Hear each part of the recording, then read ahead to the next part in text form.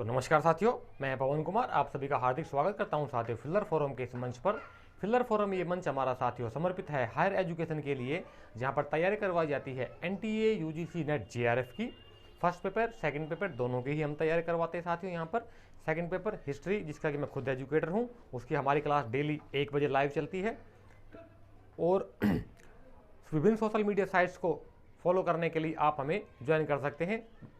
Link आपको video के नीचे डिस्क्रिप्शन बॉक्स में सभी सोशल मीडिया साइट्स का मिल जाएगा। मिनिमम टेलीग्राम चैनल को साथ जरूर ज्वाइन कर लीजिए।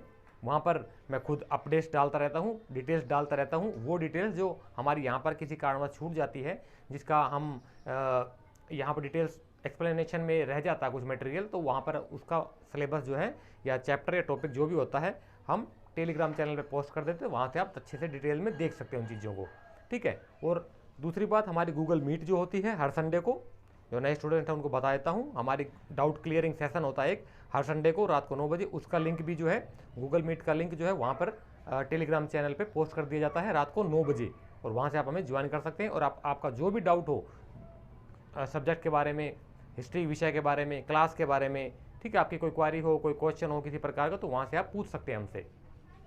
हर संडे रात को 9 बजे हफ्ते में एक सेशन रखा है हमने स्पेशल आप लोगों के लिए, ठीक है। तो ये था ना केवल एनटीए यूजीसी नेट जेआरएफ के लिए साथियों, बल्कि केवीएस, डीएसएसबी है, PGT, TGT, CTET, HTET, state level के और सेंट्रल लेवल के जितने भी कम्पिटिटिव एग्जाम्स है हिस्ट्री विषय के, उन सभी को क्रैक करने के लिए आप हमें ज्वाइन कर सकते हैं। लिंक आपको वीडियो के नीचे डिस्क्रिप्शन बॉक्स में मिल जाएगा। क्लियर? तो ये तो था हमारे क्लास के बारे में। अब हम अपनी क्लास में चलते हैं और यहाँ पर देखते हैं कि हमारा चैप्टर कौन सा चल रहा है। तो पुराने स्टूडेंट्स जो हैं सबको पता होगा साथियों, हमारा गुप्त काल चल रहा है, ठीक है। गुप्त काल के 2 सेशन हो चुके हैं, हमारा ये तीसरा सेशन है। इसमें आज हम चर्चा करने जा रहे हैं उस समय की साइंस एंड टेक्नोलॉजी के बारे में, एस्ट्रोनॉमी और एस्ट्रोलॉजी, खगोल शास्त्र और ज्योतिष विज्ञान या ज्योतिष शास्त्र के बारे में, कि कौन कौन सा ज्योतिष हुए थे, कौन कौन उन्होंने क्या क्या बुक्स वगैरह लिखी हैं। हर बार 1 या 2 क्वेश्चन इसमें से पक्का बनता है साथियों, तो अच्छे से देख लीजिए आप लोग इस चैप्टर को। तो वही हमारा गुप्त काल में साथियों आर्यभट्ट प्रथम हुए थे। आर्यभट्ट, ठीक है, सबको पता होगा।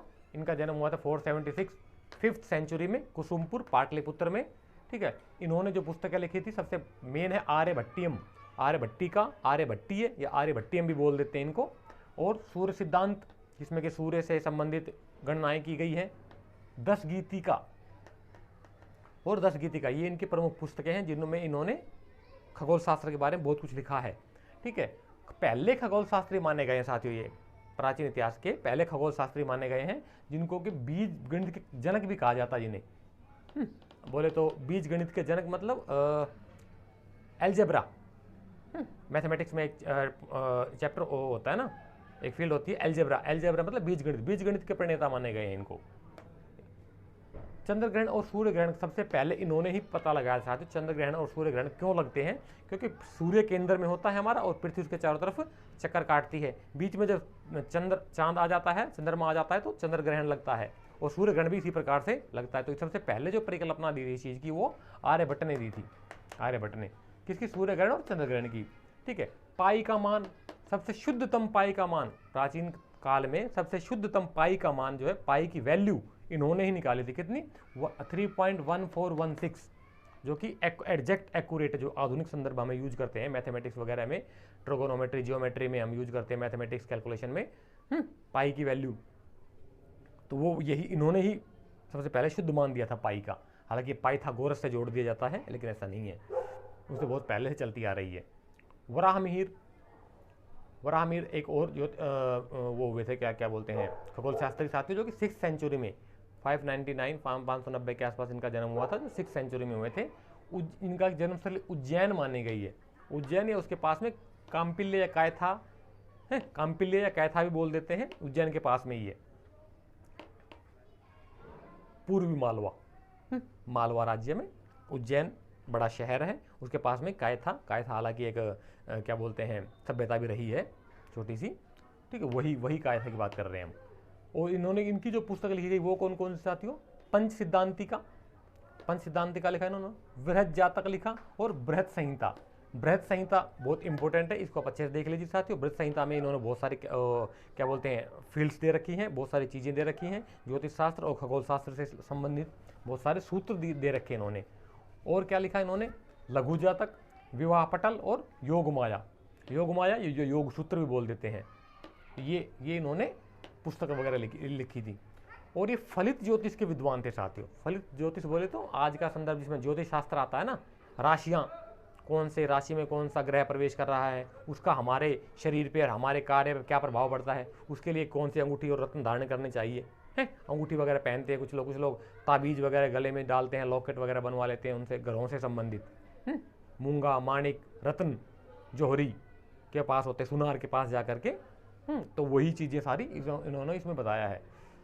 फलित ज्योतिष में आता है ये चीज़ें हमारी सारी।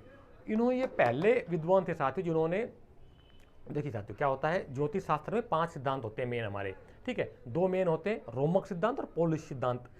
वराहमिहिर कहते हैं कि क्या बोलते हैं, हालांकि रोमन ये मलिच्छ जो है बर्बर है, यवन जो है बर्बर है, लेकिन यवन जात को उल्लेख मिलता है साथियों कि ये 2 सिद्धांत ज्योतिष के, जो सिद्धांत जो थे रोमक और पौलिश सिद्धांत, ये वराहमिहिर ने भी यवनों से ग्रहण किए थे। यवनों के सिद्धांतों को मिला करके और इन्होंने 5 इन सिद्धांतों की स्थापना की थी प्रॉपर तरीके से। खासतौर से रोमक और पौलिश सिद्धांत ये उसी से लिए गए हैं, ये वराहमिहिर भी कहते हैं इसके बारे में, ठीक है। और तीसरा नंबर पे कौन आते हैं हमारे विद्वान, ब्रह्मगुप्त। ब्रह्मगुप्त का जन्म साथियों 6th सेंचुरी 598 या 7th सेंचुरी मान सकते हैं, 7th सेंचुरी का में ज़्यादा चला जाएगा। ये भीनमाल राजस्थान में हुआ था साथियों। भीनमाल कहाँ पर है, राजस्थान में। इनकी जो प्रमुख पुस्तक वो है ब्रह्म सिद्धांत। कौन सी है, ब्रह्म सिद्धांत और खंड खाद्य, खंड खाद्य, खड़खड़गाहट वगैरह भी बोल देते हैं, तो कन्फ्यूज मत होइए, एक ही चीज़ है, ठीक है। लास्ट टाइम में एक बार 2-1 साल पहले करीब एक एग्जाम क्वेश्चन आया था, उसमें पूछा गया था कि ये चीज़ कौन सी बुक में लिखी हुई, तो उसमें ऑप्शन दिया था खंड खाद्य करके। तो आज स्टूडेंट गड़बड़ा गए थे, उसमें घबरा गए थे कि ये तो हमने पढ़ाई नहीं इसके बारे में, आ कहाँ से गया। तो खंड खाद्य, खड़खड़ाहट या खड़खड़ाहट करके भी उसको बोल देते, 3-4 नाम है इसी के, वो एक ही चीज़ है, वो इन्हीं की बुक है ब्रह्मगुप्त की। तो ये पहले विद्वान थे साहब जिन्होंने गुरुत्वाकर्षण के ऊपर काम किया था। गुरुत्वाकर्षण की थ्योरी इन्होंने ही दी थी। हम आधुनिक संदर्भ में कहते हैं कि न्यूटन ने उसके 3 प्रिंसिपल ऑफ द न्यूटन हम पढ़ते हैं साइंस में, क्या बोलते हैं, फिजिक्स में पढ़ा होगा आप लोगों ने भी, ठीक है। वो उनका खुद का नहीं था, उनसे सैकड़ों साल पहले। न्यूटन तो साथियों 9th सेंचुरी में हुआ यार, गांधी के समकालीन तो था। महात्मा गांधी के साथ फोटो मिल जाएंगी उसकी, आपको महात्मा गांधी की फोटो मिलेंगे आपको न्यूटन के साथ, और मिलेगी आपको ये आपका है साईं बाबा के साथ मिल जाएंगे महात्मा गांधी की फोटो में। तो आपको ये तो 9th अभी की बात है, 100-150 साल पहले की, ज़्यादा पुरानी बातें नहीं है, ठीक है। लेकिन ये 6th सेंचुरी में हो रहे साथियों, आज से लगभग 1400 साल पहले। तो ये न्यूटन को पुराना मानेंगे हम या ब्रह्मगुप्त को पुराना मानेंगे, जाहिर सी बात है ब्रह्मगुप्त। तो ब्रह्मगुप्त ने पहले गुरुत्वाकर्षण का नियम दिया था। इन्होंने अपने पुस्तक में सब स्पष्ट रूप से लिखा कि साथियों एक पृथ्वी जो है केंद्र है हमारा, ठीक है। पृथ्वी की तरह हम कोई भी चीज़ डालते हैं तो पृथ्वी चुंबक की तरह खींची चली आती है। कोई भी चीज़ डालेंगे तो पृथ्वी के अंदर गुरुत्वाकर्षण शक्ति की वजह से वो चीज़ें खींची चली आती है पृथ्वी की तरफ, ठीक है। तो ये गुरुत्वाकर्षण का जो नियम है, ये पहले, बहुत पहले, सैकड़ों साल पहले ब्रह्मगुप्त की देन है। न्यूटन ने अपने नाम से पब्लिश करवा लिया आधुनिक संदर्भ। क्यों? क्योंकि उस समय हम अंग्रेजों के गुलाम थे, हमारे पास सिस्टम ऐसा था नहीं। तो जो भी साइंटिस्ट आए, रिसर्च करी, हमारी बुक्स में से सिस्टम उठाया और अपने नाम से पब्लिश करा लिया, अपने नाम से पेटेंट ले लिया उन्होंने, ठीक है। तो कोई खास नहीं थे न्यूटन फ्यूटन, कुछ नहीं है साथियों। हमारे विद्वानों ने, हमारे पुरखों ने, हमारे साइंटिस्टों ने, ये साइंटिस्ट ही तो है और नहीं तो क्या है ये बताइए। जरूर थोड़ी ना यार साइंटिस्ट मतलब एक वाइट शर्ट कपड़ा पहन करके आएगा, बहुत आंखों पर चश्मा मोटा और हाथ में मोटी बुक लेकर के आएगा तो उसको साइंटिस्ट मानेंगे। जितने भी हमारे ऋषि महर्षि पुराने हुए हैं जिन्होंने देन है, वो सब साइंटिस्ट ही तो थे, और क्या थे वो। साइंटिस्ट की परिभाषा आप आधुनिक संदर्भ में देखते हैं साथियों। इतिहास के स्टूडेंट होने के नाते आपको साइंटिस्ट की परिभाषा प्राचीन काल में भी देखनी चाहिए, ठीक है। इस पर अगर ज़्यादा डिटेल में आपने सुनना हो ना, तो आप जाइए यूट्यूब पे या गूगल पे जाइए, राजीव दीक्षित, लेट श्री राजीव दीक्षित टाइप कीजिए, वो उसमें बहुत सारी डिटेल आएंगी और उनके लेक्चर्स हैं, ऑडियो वीडियो मिल जाएंगे आपको, वहाँ से सुनिए।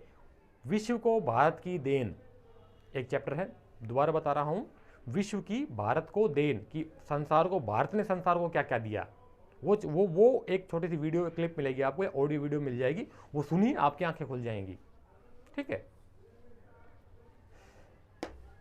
तो ये था गुरुत्वाकर्षण, इन्हीं की देन है। पृथ्वी, जिसमें कि इन्होंने बताया है साथियों ब्रह्म सिद्धांत में कि पृथ्वी की जो परिधि है ना, पृथ्वी का जो रेडियस है, जो व्यास है, वो 500 योजन है। 500 योजन, योजन एक यूनिट होती है, जैसे हमारे किलोमीटर और माइल्स होते हैं, इसी प्रकार से, ठीक है। तो उन्होंने बताया उसमें पृथ्वी की वो भी माप ली, क्या बोलते हैं, व्यास, रेडियस, परिधि। इन्होंने रचना के साथ ब्रह्मगुप्त यंत्र की, स्वयं या स्वयं करके यंत्र होता है, जिसे ब्रह्मगुप्त यंत्र भी बोल दिया जाता है, उसकी रचना की, जो कि जिसकी बदौलत से ये अपना कार्य करते थे। एक टेक्निकल मशीनरी रही होगी उस समय की, जिसकी वजह से एक यंत्र रहा होगा, जिससे कि इसके ऊपर ही एक्सपेरिमेंट वगैरह करके इन्होंने बनाया था, उसके ऊपर वो फिर उसके लिखा उन्होंने, ठीक है। खगोलीय उपकरण, 9 प्रकार के खगोलीय उपकरणों का भी उसमें उल्लेख मिलता है हमें साथियों। खगोलीय उपकरण बोले तो एस्ट्रोनॉमिकल टूल्स इन्होंने बनाए थे, जिसकी वजह से कैलकुलेशन वगैरह करते थे अपने टाइम की, ये सारा सिस्टम। भास्कराचार्य या भास्कर प्रथम भी बोल देते हैं इनको। तो भास्कर प्रथम जो थे 7th सेंचुरी में हुए थे साथियों।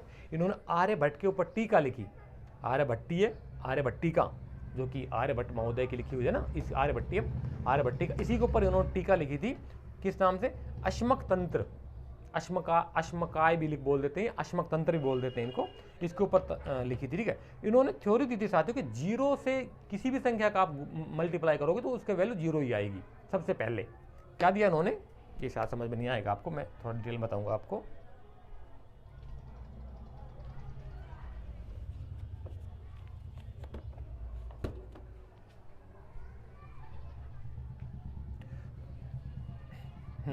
तो ये क्या है कि 0 से हम किसी भी चीज़ को मल्टीप्लाई करेंगे, 0 × 7 तो वैल्यू क्या आएगी, 0। तो इसका कहने का मतलब है कि 0 से हम किसी भी चीज़ को मल्टीप्लाई करते तो उसकी वैल्यू 0 ही हो जाती है। क्लियर हो गया।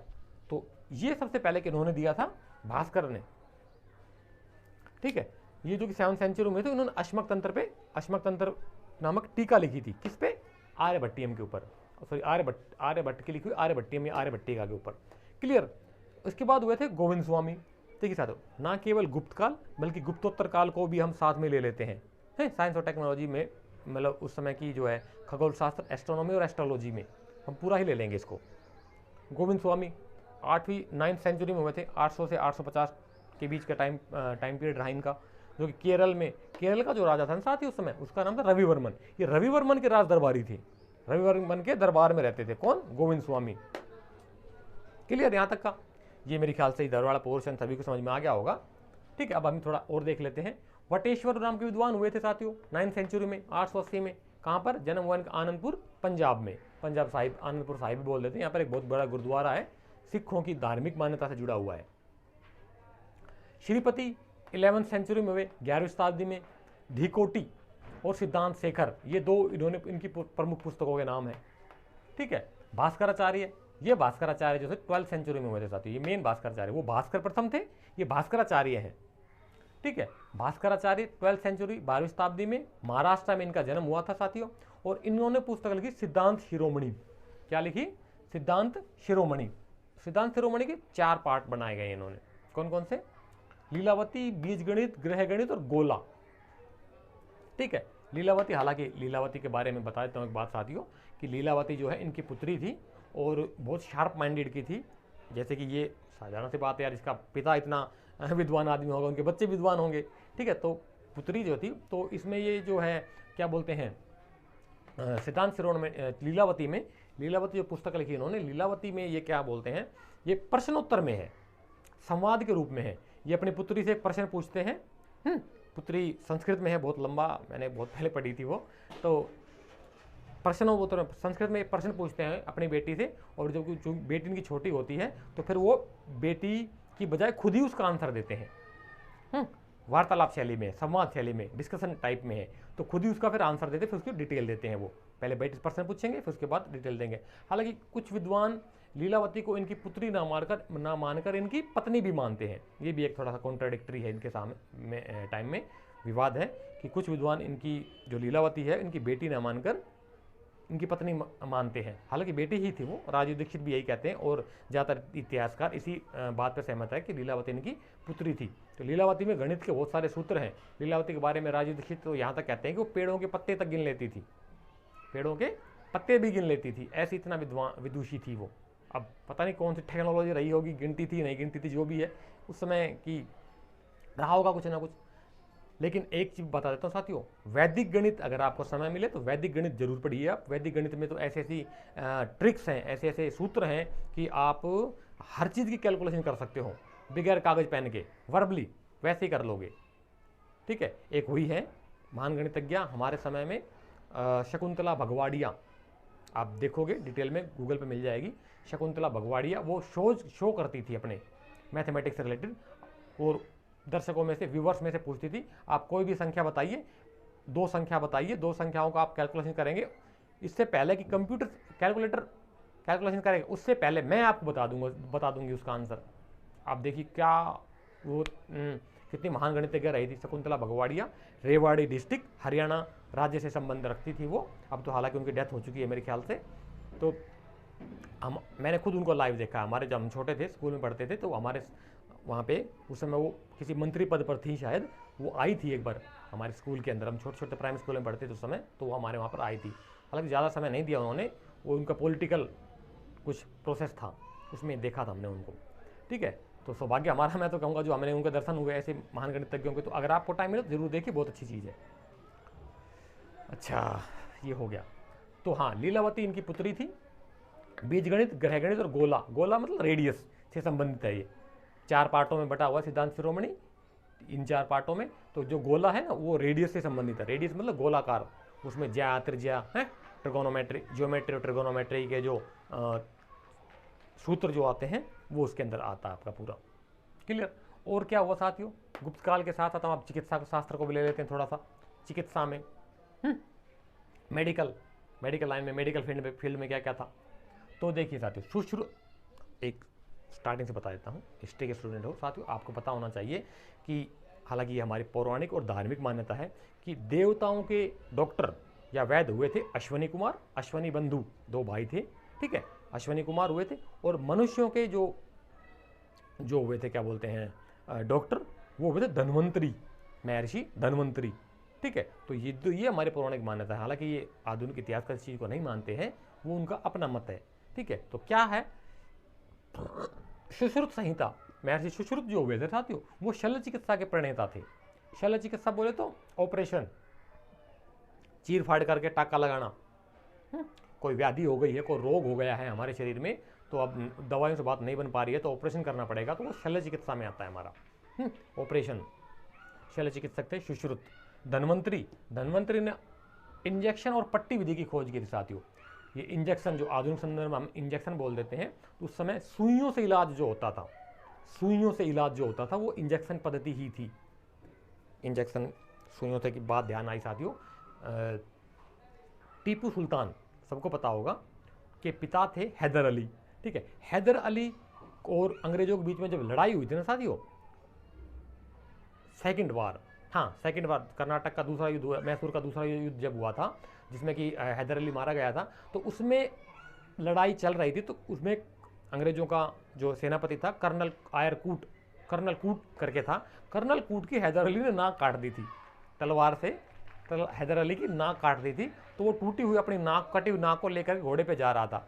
ठीक है, तो जब जा रहा था तो एक अपने साथ जा रहा था, हार गया था वो। तो जब जा रहा था तो उसमें क्या हुआ कि रास्ते में एक वो पड़ा, उसको ऋषि मिला, आज ऋषि का आश्रम मिला। तो उसके नाक से खून बह रही थी, कपड़ा उसने लगा रखा था। तो ऋषि ने पूछा भाई क्या हुआ तुम्हें? तो उसने कहा कि मेरी नाक कट गई है, चोट लगी हुई, लड़ाई हो गई थी, चोट लगी। तो उसने कहा कि क्या कटी हुई नाक है तेरे पास? क्या हाँ है मेरे पास, ये रही। तो वो उसने कहा आजा मेरे आश्रम में। तो वो उसको लेके गए और उसने वहाँ पर उसका इलाज किया, कर्नल कूट का साथियों, और वो कटी हुई नाक जोड़ दी थी। सोच के देखिए, आज से सैकड़ों साल पहले की बातें हैं। 200-300 साल तो हो ही गए होंगे लगभग। ठीक है, तो उन्होंने उन ऋषि ने उनकी नाक जोड़ दी थी, और वो नाक जुड़ी हुई, और नाक भी इतनी सफाई से जोड़ी, काफ़ी समय लगा हालांकि उसमें, इतनी सफाई से जोड़ी कि उसका निशान नहीं मिले उसके नाक पे। जैसे आजकल तो अगर मान लो किसी की नाक हम काट देते हैं या किसी कट जाती है किसी कारणवश, वो स्टिचिंग कर देते हैं, सुई धागे से, सुइयों से उसका टाँके लगा देते हैं, तो टाँकों के निशान रह जाते हैं। या ना भी टाँका ना लगाएं, वैसे भी अगर कटे हो तो कटे हुए के निशान रह जाते हैं। लेकिन उन्होंने ऐसी ट्रीटमेंट किया उनका कि वो निशान ना के बराबर रहे, हल्का सा, जिसके साथ हुआ उसको पता, या जिसने किया उसको पता, थर्ड पर्सन को नहीं पता ये इसके नाक कटी हुई है। वो उसी कटी हुई नाक के साथ इंग्लैंड गया। वहाँ जाकर के उसने अपने इंग्लैंड की संसद ने बताया कि मेरे को ऐसे ऐसे हो गया था और मैंने वहाँ से इलाज कराया। वहाँ का एक सिस्टम, लोग वहाँ से यहाँ आए, सीख करके यहाँ से वहाँ गए और उन्होंने वो टेक्नोलॉजी अपने नाम से पब्लिश करा ली।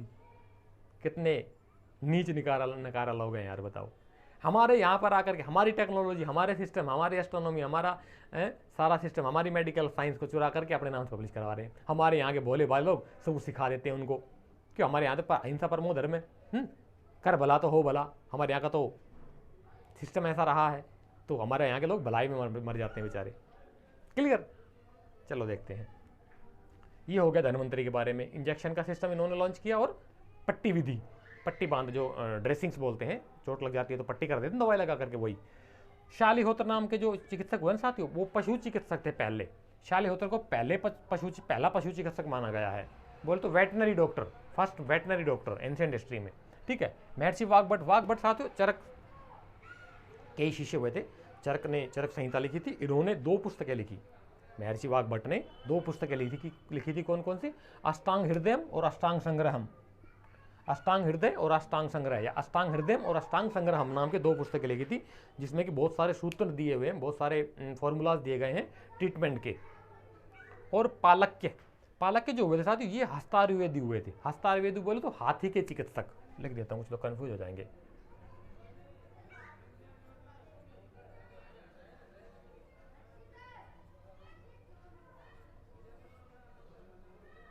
हस्तायुर्वेद लिखा, इन्होंने ग्रंथ लिखा हस्तायुर्वेद बोलो हाथी की चिकित्सा। एलिफेंट मेडिसाइंस, एलिफेंट ट्रीटमेंट बोले तो हाथियों का जो इलाज किया जाता है ना, वो इन्होंने किया था। कैसे कैसे किया जाता है वो सारे इन्होंने बुक लिखी है हस्तायुर्वेद। उसमें पूरा डिटेल दिया हुआ है कि हाथियों का कैसे कैसे इलाज किया जाता है, कौन सी बीमारी में क्या देना चाहिए, क्या नहीं देना चाहिए, वो पूरा इसमें ट्रीटमेंट दिया गया है। ठीक है साथियों, चलो पानी पी लेता हूँ यार, 1 मिनट।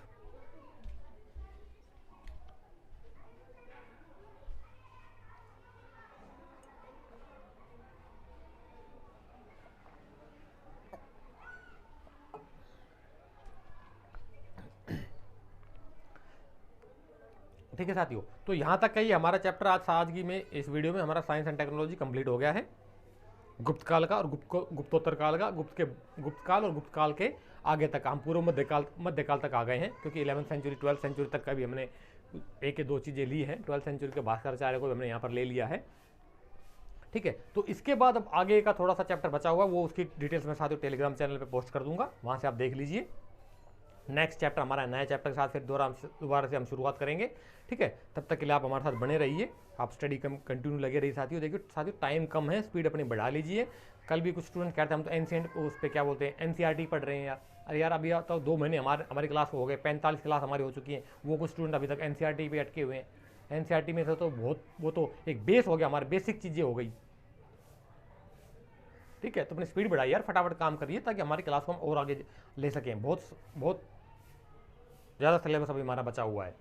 मैं सोच रहा हूँ फटाफट ये तीनों पोर्शन करवा के एंशिएंट, मेडिएवल, मॉडर्न, उसके बाद फिर एमसीक्यू की सीरीज लेकर के आए हम, और पीवाई की सीरीज चलाएं, क्योंकि हमारा फैक्चुअल नेट का एग्जाम जो है साथियों फैक्ट्स के ऊपर बेस होता है हमारा। फैक्ट्स बहुत ज़्यादा मायने रखते हैं।